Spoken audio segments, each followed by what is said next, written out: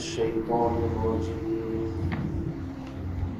بسم الله الرحمن الرحيم. وقالت طائفة من أهل الكتاب آمنوا بالذي أنزل على الذين آمنوا وجه النهار واكفروا آخره لعلكم يرجعون.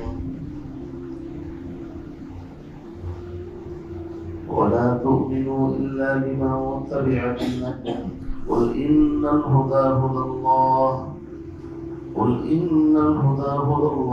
أن يؤتى أحد مثل ما أوتيتم أو يحاجوكم عند ربكم قل إن الفضل بيد الله يؤتيه من يشاء والله واسع عليم يختص برحمته من يشاء والله ذو الفضل العظيم. صدق اللہ العظیم. اس سے پہلی آیات میں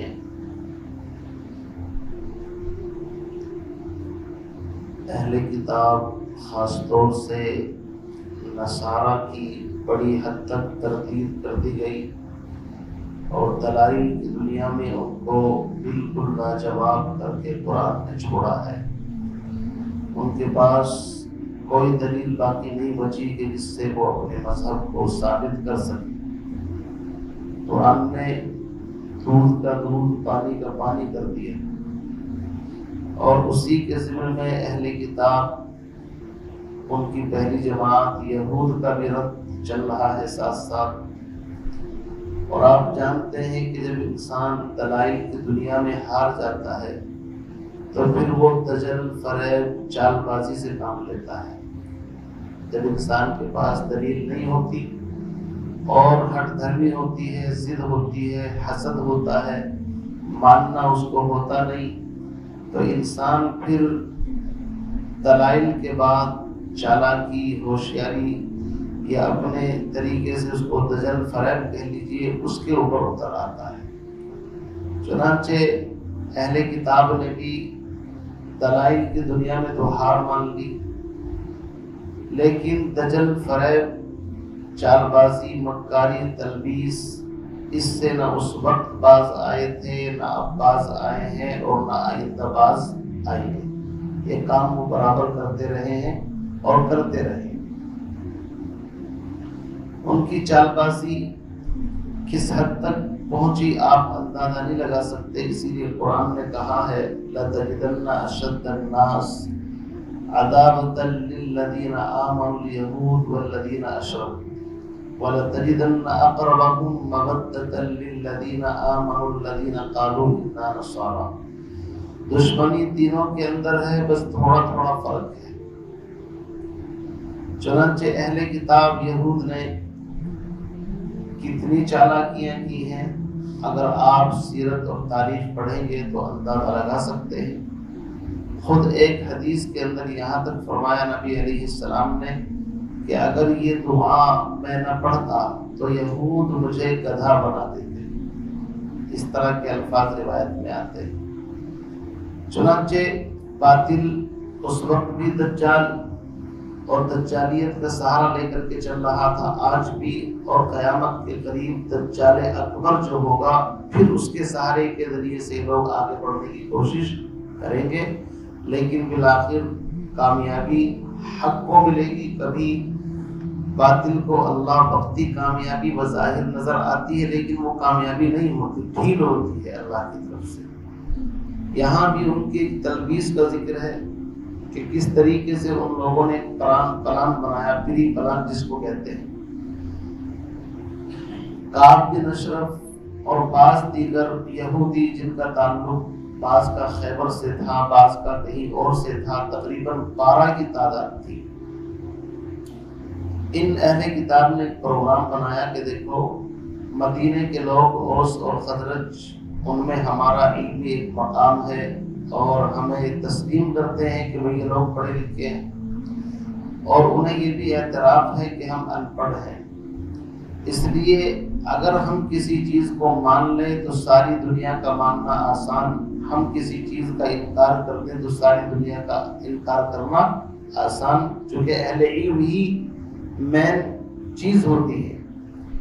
تو ان لوگوں نے ایک پروگرام بنایا کہ دیکھو ہم اس نئی تحریک کو جو مکے سے چلی ہے پورے مدینے کے اندر اور دن بدن بڑھتی جا رہی ہے، ہم نے پوری کوشش کر لی اس کا راستہ روکنے کی، لیکن ہم کامیاب نہیں ہو سکے۔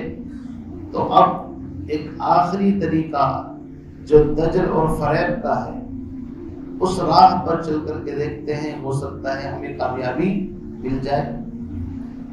اور وہ راستہ کیا تھا؟ وہ راستہ یہ تھا کہ کچھ نوجوان، کچھ پڑھے لکھے لوگ اہل کتاب کے، جن کو یہودی کہتے ہیں، ان میں سے چند لوگ جائیں اور بڑے جوش خروش کے ساتھ جا کر کے ان کی مجلس میں، ان کے بیان میں پیغمبر کے شریک ہوں۔ سب لوگ دیکھیں کہ بھئی یہ لوگ آئے ہیں بیان کے اندر، اور جب تمہیں دیکھیں گے لوگ تو سمجھ جائیں گے کہ بھئی بہت اچھی بات ہے، یہ لوگ آ گئے تو اور اچھا ہے۔ اور جب تم وہاں مجلس کے اندر پہنچو تو خوب توجہ کے ساتھ بات سنو، ایک دو دن، دو چار دن شرکت کرو مجلس میں، اور سب کے سامنے اپنے ایمان کا ایک طریقے سے اظہار کرو تاکہ سب سمجھ جائے کہ یہ لوگ ایمان لے آئے۔ دو چار دن کے بعد قرآن نے تو صبح اور شام کا ذکر کیا ہے، لیکن مراد وہی ہے ایک دو دن اس حال میں گزارنے کے بعد پھر علل اعلان لوگوں کے سامنے برات کرو، اور پھر اس کی برائی اور اس کی جتنی بھی تم سے ہو سکے کرنا شروع کرو کہ ہم تو یہ سمجھ کر کے آئے تھے کہ شاید یہ بھی ایسے ہی نبی ہیں جیسے موسیٰ نبی تھے، عیسیٰ نبی تھے، لیکن ان کی باتوں میں وہ دم نہیں ہے۔ اب اس کا ایک فائدہ تو یہ ہوگا وقتی طریقے سے کہ تم اہل علم ہو، پڑھے لکھے ہو، جب تم انکار کرو گے تو تمہاری دیکھا دیکھی ایک جماعت واپس پلٹ آئے گی۔ دوسرا فائدہ یہ ہوگا جو لوگ اسلام میں جانے کا پلان بنا رہے ہیں ان کے کان کھڑے ہو جائیں گے، الرٹ ہو جائیں گے کہ جب یار یہ پڑھے لکھے لوگ اس کو فالو نہیں کر رہے، جا کر کے واپس آ گئے تو اس کا مطلب کچھ نہ کچھ گڑبڑ ضرور ہے۔ مقصد یہ تھا کہ باطل اس سازش کے ذریعے سے اب مسلمانوں کو ایمان سے روکنے کا ایک پروگرام بنا رہا ہے۔ چنانچہ ہر دور کے اندر اس طرح کی تلبیسات ہوئی ہیں، اور میں کہہ رہا ہوں ہوتی رہیں گی، اور آئندہ بھی یہ تلبیسات چلے گی، لیکن حق حق ہے، باطل باطل ہے۔ اللہ کے نبی علیہ السلام کی زندگی میں دیکھیے کون سا دن ایسا ہے جو نئی تکلیفیں لے کر کے نہیں آیا۔ ان بدبختوں نے کہاں تک پروگرام بنایا؟ سلطان نور الدین زنگی رحمۃ اللہ علیہ کے دور کے اندر پیغمبر علیہ السلام کے جسد اطہر کو آپ کے روزے اطہر سے نکالنے کی پروگرام اور کوششیں انہوں نے کی۔ آپ سب کو معلوم ہے کہ ملک شام کے کچھ یہودی مدینہ کے اندر آئے، جنت البقیع کے قریب قیام کیا، اور رات میں سرنگ کھولتے تھے، دن میں بالکل سائلنٹ ایک دم۔ تو وقت کا جو حکمراں تھا، اس وقت کا سلطان نور الدین زنگی رحمۃ اللہ علیہ، ان کو خواب میں بار بار اللہ کے نبی کی زیارت ہوئی کہ دو دشمن ہمیں تکلیف پہنچا رہے ہیں۔ آپ پریشان ہو گئے خواب سے، اور فوراً مدینے کا سفر کیا اور اہل مدینہ کی دعوت کی۔ سب آ گئے، لیکن وہ دو شخص جو خواب میں دکھائے تھے وہ نظر نہیں آئے۔ لمبا واقعہ ہے، آپ سب جانتے ہیں۔ پوچھا کہ کوئی رہ گیا شہر کے اندر؟ کہ ہاں، دو درویش ہیں بڑے عابد زاہد، کبھی باہر نہیں نکلتے، بات نہیں کرتے، ان کو بھی نکالو۔ جب لائے گئے تو دیکھا یہی وہ شخص ہے، درویشانہ لباس، سر کے اوپر عمامہ ہے، چہرے پر داڑھی ہے، سنتی لباس پہن رکھا ہے، تو بظاہر اس انداز کے اندر کہ کوئی پہچان نہیں سکتا۔ ان کے کمروں کی جب تلاشی کی گئی تو دیکھا کہ وہاں سے سرنگ کہاں تک پہنچ چکی؟ حضرت فاروق اعظم رضی اللہ تعالیٰ عنہ کی قبر جنت البقیع کی طرف سے پہلے پڑتی ہے، پھر ابو بکر صدیق رضی اللہ تعالیٰ عنہ، پھر نبی کی قبر، اس طرح ایک کے بعد ایک۔ تو حضرت عمر رضی اللہ تعالیٰ عنہ کے انگوٹھے تک بعض علماء نے لکھا ہے وہاں تک ان کی نقب اور سرنگ پہنچ چکی تھی۔ انہوں نے اپنی دانستہ کوئی کسر نہیں چھوڑی، حق کو باطل کے ساتھ ملا کر کے بھی دیکھا، جھوٹ بول کر کے بھی دیکھا، تو اسی پروگرام میں سے ایک پروگرام یہ بھی تھا۔ وقالت طائفۃ من اہل الکتاب، اور اہل کتاب کی ایک جماعت نے کہا، دیکھو قرآن عدل اور انصاف کرتا ہے، سب اہل کتاب کا نام نہیں لے رہا ہے، بلکہ ایک جماعت تھی ایسی۔ اس کا مطلب یہ کہ کچھ لوگ صحیح بھی تھے، تو ہر طبقے کے اندر اچھے برے لوگ ہوتے ہیں، تو اہل کتاب کی ایک جماعت، وقالت طائفۃ من اہل الکتاب، اور اہل کتاب کی ایک جماعت نے کہا، آمنوا بالذی، ایمان لاؤ اس چیز پر، انزل علی الذین آمنوا، جو اترا ہے ایمان والوں پر، یعنی جو ایمان والے اور ان کے نبی محمد پر جو قرآن، جو شریعت اتری ہے، ایسا کرو جا کر کے اس پر ایمان لاؤ پلان کے تحت، وجہ النہار، دن کے شروع حصے میں، وَاغْفُرُوا آخِرَهُ، اور پھر اس کے آخر میں اس کا انکار کر دو، یعنی شام ہوتے ہوتے یا اگلے دن 2-4 دن ٹھہر کر کے، تاکہ سب کو تمہارے ایمان کا بھی پتہ چلے اور ایمان سے پھر جانے کا بھی پتہ چلے۔ فائدہ کیا ہوگا اس کا؟ فائدہ یہ ہوگا لعلہم یرجعون، تاکہ وہ لوگ جو ادکچرے ایمان والے ہیں، یہ جو ابھی ابھی ایمان میں داخل ہوئے ہیں، وہ بھی تمہارے ساتھ پلٹ آئیں۔ جب وہ تم کو دیکھیں گے کہ پڑھے لکھے لوگ واپس ہو رہے ہیں، تو ایک بڑی تعداد واپس آ جائے گی تمہارے ساتھ۔ اسی لیے اسلام میں مرتد کی سزا بڑی سخت ہے۔ اسلام کہتا ہے زبردستی کسی کی گردن پر تلوار رکھ کر کے کلمہ نہیں پڑھایا جائے گا، لا اکراہ فی الدین، دین میں کوئی زبردستی نہیں کی جائے گی۔ لیکن جب دین سمجھ میں آ جائے، دین قبول کر لے، تو پھر ایسا نہیں کہ اپنی مرضی سے اس کو چھوڑ کر کے اپنی آزادی کے ساتھ کہیں بھی چلا جائے، نہیں۔ اگر کوئی شک ہے، کوئی کنفیوژن ہے، تو اس کو دور کیا جائے گا کہ آپ سمجھو، اہل حق سمجھائیں گے، کیا اشکال پیش آیا ان کو۔ لیکن آپ دین کا کھلونا بنا لیں، کبھی قبول کریں کبھی چھوڑ دیں، تو اسلام کی پالیسی یہ ہے کہ اسلام اپنی عزت کا بھی خیال رکھتا ہے، دوسروں کی عزت کا بھی خیال رکھتا ہے۔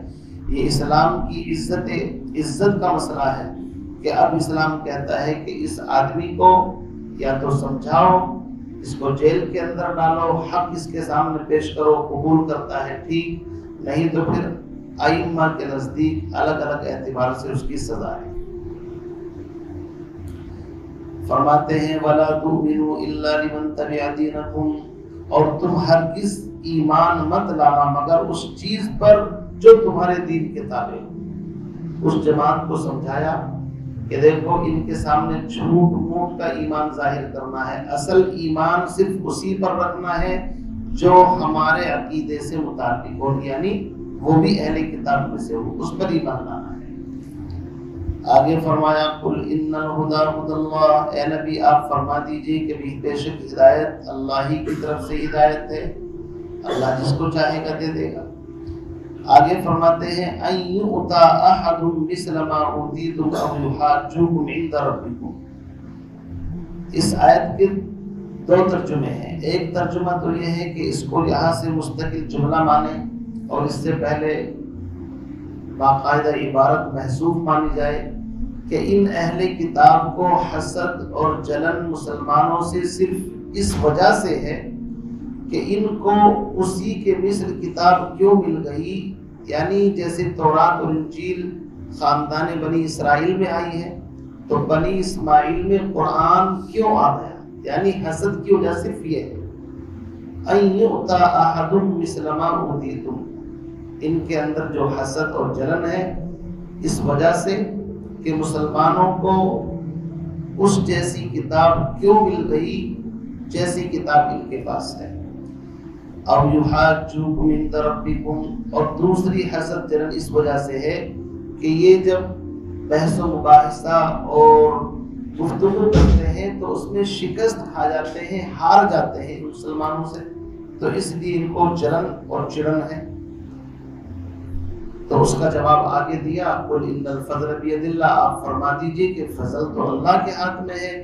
پہلے خاندان بنی اسرائیل پر اللہ نے فضل فرمایا، اب اس سے لے کر کے خاندان بنی اسماعیل کے فرد محمد عربی صلی اللہ علیہ وسلم پر اللہ نے فضل فرما دیا قل ان الفضل بید اللہ، یؤتی من یشاء، اللہ جس کو چاہے دے دے، واللہ واسع علیم، اللہ وسعت والا ہے، جاننے والا ہے۔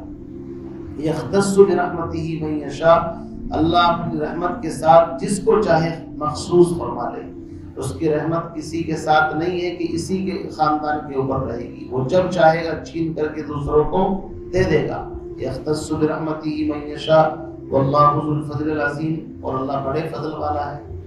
اور دوسرا ترجمہ اس کا یہ ہے کہ انہوں نے جن لوگوں کو سمجھا کر کے بھیجا تھا پری پلان کے تحت کہ تم نبی پر ایمان لانا پھر انکار کر دینا، تو انہوں نے سمجھایا تھا، ان کو 3 باتیں اور سمجھائی تھی۔ ان میں سے ایک بات تو یہ تھی وَلَا تُؤْمِنُوا إِلَّا لِمَنْ تَبِعَ دِينَكُمْ، کہ اپنے مذہب کے علاوہ کسی دوسرے مذہب کے آدمی پر تمہیں ایمان نہیں لانا۔ ایک بات تو یہ سمجھائی۔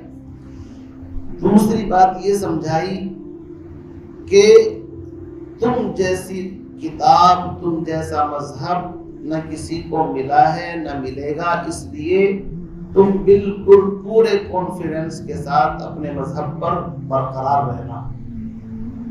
اور تیسرا مطلب نقطہ یہ سمجھایا تھا کہ تم پر قیامت کے دن کوئی حجت پیش نہیں کر سکتا، اس لیے کہ تم ایک طریقے سے ایک ایسی باؤنڈری کے اندر ہو کہ جس کو اہل کتاب یہود کہتے ہیں، تم اسپیشل خاص نسل سے تعلق رکھتے ہو، یہ نسلی تعصب ان کو لے ڈوبا۔ آج بھی ان کو اپنی ذات اور اپنے قبیلے اور اپنی نسل پر اتنا غرور ہے کہ آپ اس کا اندازہ نہیں لگا سکتے۔ ان ملکوں کے اندر آئے دن نسلوں کے اوپر لڑائی ہوتی ہے، کالے گورے کے اوپر لڑائی ہوتی ہے، جبکہ اسلام کی پالیسی یہ ہے ایک ہی صف میں کھڑے ہو گئے، محمود و ایاس، نہ کوئی بندہ رہا نہ کوئی بندہ نواز۔ اسلام کی پالیسی یہ ہے کہ بلال کہاں سے چل کر کے آئے ہیں؟ حضرت بلال حبشہ سے چل کر کے آئے ہیں، حضرت صہیب روم سے چل کر کے آئے ہیں، حضرت سلمان فارسی فارس سے چل کر کے آئے ہیں، اور ابو بکر صدیق مکے کے رہنے والے ہیں، لیکن آپس میں ان کو ایسا بھائی بنایا کہ نہ کسی کے حسب نسب ذات کو کوئی ترجیح نہیں، بلکہ اللہ کے نبی نے فرمایا حجۃ الوداع کے موقع کے اوپر کہ زمانہ جاہلیت کی ساری رسمیں اپنے پیروں کے نیچے رونگتا ہوں، کسی عربی کو عجمی پر اور کسی عجمی کو عربی پر اور کسی کالے کو گورے پر اور گورے کو کالے پر کوئی فضیلت نہیں، صرف کلمے کی بنیاد پر، تقوی کی بنیاد پر فضیلت ہو سکتی ہے، جو زیادہ متقی ہے وہ اللہ کے زیادہ قریب ہے۔ یہ پالیسی تھی اسلام۔ اسی لیے حضرت عمر رضی اللہ تعالیٰ عنہ کی جب شہادت ہوئی اور جنازہ لا کر کے رکھا گیا تو لوگ حیرت میں تھے کہ بھائی اس عظیم انسان کے جنازے کی نماز کون پڑھائے گا؟ بڑے بڑے صحابہ موجود تھے، لیکن لوگ دیکھ کر کے حیرت میں چلے گئے کہ حضرت صہیب رضی اللہ تعالیٰ عنہ جو روم سے چل کر کے آئے تھے اور جنہوں نے مکے کی زندگی کے اندر غلامی کی زندگی گزاری تھی، اس غلام کو یہ اعجاز مل رہا ہے کہ وہ بڑے بڑے صحابہ کی موجودگی میں امیر المؤمنین حضرت عمر بن خطاب رضی اللہ تعالیٰ عنہ کے جنازے کی نماز پڑھاتے ہیں۔ اسلام کے علاوہ یہ امتیاز آپ کو کہیں نہیں ملے گا۔ تو انہوں نے یہ بھی کہا کہ دیکھو او یحاجوکم عند ربکم، تمہارے پروردگار کے پاس تم پر کوئی محاجہ حجت پیش نہیں کر سکے گا، اس لیے کہ تمہارا تعلق خاص نسل سے ہے۔ تو بہرحال اس کا ترجمہ مفسرین نے الگ الگ اعتبار سے کیا ہے، اور یہ آیت اس صورت کی مشکل ترین آیت سمجھی جاتی ہے ترجمے کے اعتبار سے۔ پھر بھی میں نے دونوں ترجمے جو حضرت تھانوی رحمۃ اللہ علیہ نے کیا ہے وہ بھی آپ کے سامنے کر دیا، اور جو عام مفسرین نے علامہ قرطبی رحمۃ اللہ علیہ اور دیگر مفسرین نے کیا ہے وہ بھی کر دیا۔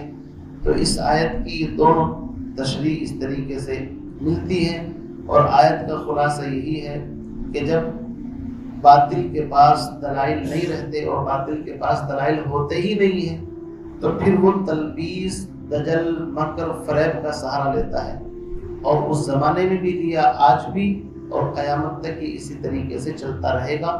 تو اس لیے ان دجالیت سے اور اس طرح کی دجل و فریب سے مرعوب ہونے کی کوئی ضرورت نہیں ہے۔